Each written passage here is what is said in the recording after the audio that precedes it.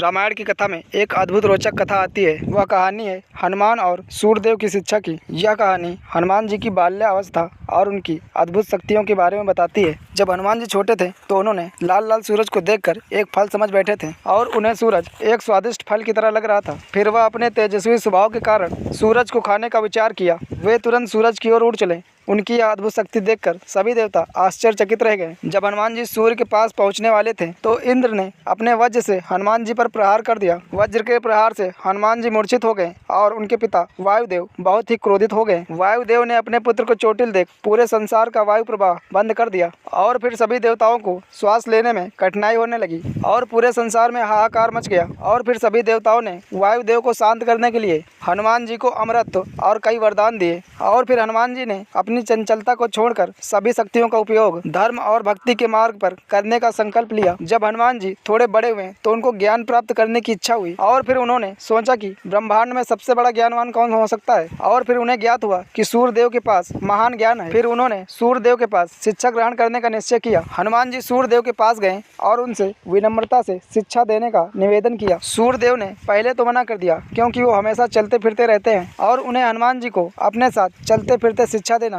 थोड़ा कठिन लग रहा था। परंतु हनुमान जी की आग्रह और भक्ति देखकर सूर्यदेव मान जाते हैं। हनुमान जी सूर्यदेव के रथ के समांतर उड़ते रहे और सूर्यदेव से शिक्षा ग्रहण करते रहे। वे इतने समर्पण के साथ शिक्षा ग्रहण कर रहे थे कि उनके उड़ने पर भी सूर्यदेव को कभी कोई बाधा नहीं आई। शिक्षा समाप्त होने के बाद हनुमान जी ने सूर्यदेव को गुरु दक्षिणा मांगने के लिए अनुरोध किया। तब सूर्यदेव ने कहा, हनुमान, तुम्हारी भक्ति और समर्पण ही हमारे लिए सबसे बड़ी गुरु दक्षिणा है। लेकिन अगर फिर भी तुम मुझे कुछ देना चाहते हो तो मुझे एक वचन दो कि तुम सदैव धर्म का पालन करोगे और श्री राम के अनन्य भक्त रहोगे। हनुमान ने वचन दिया और सदा श्री राम की सेवा में रहे। इस प्रकार हनुमान जी ने अपनी शिक्षा पूरी की और सूर्यदेव से एक अद्भुत वरदान प्राप्त कर लिया।